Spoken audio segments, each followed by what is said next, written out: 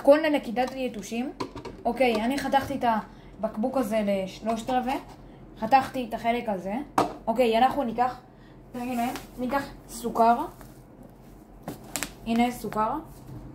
את הסוכר אנחנו לוקחים, שמים ממנו כפית, ככה. עכשיו אנחנו ניקח את השמרים. מתכון טוב לנקידת יתושים. שמרים, הנה, רואים?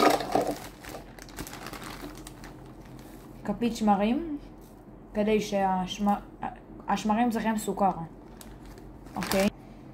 אנחנו מערבבים טוב, טוב, טוב, טוב, טוב. רוצים שיהיו כאן הרבה יתושים וחרקים מעצבנים שילכדו כאן, כי זה אלה שמפריעים לנו ביום יום לאכול, לשחק, עוקצים אותנו. אנחנו צריכים להרוג אותם בחזרה. הם תקפו אותנו במלחמה, אנחנו נחזיר להם מלחמה. עכשיו, אם יש לכם צבע מאכל, אתם תכניסו לכאן צבע מאכל כדי שהם יגיעו לזה.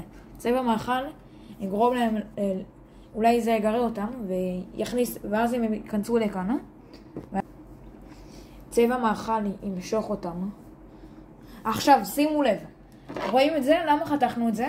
שמים את זה כאן, אוקיי? מעל הבקבוק. אנחנו עכשיו נשים את זה במקום גבוה, כי יתושים וחרקים בדרך כלל נמצאים במקום גבוה. הנה. נגיד אפשר לשים מעל המקרר, מקום גבוה, שאולי מתחת למקרר יש מלא יתושים. אתם מבינים, חרקים, יתושים, ללא הפסקה יש מאחורי המקרר.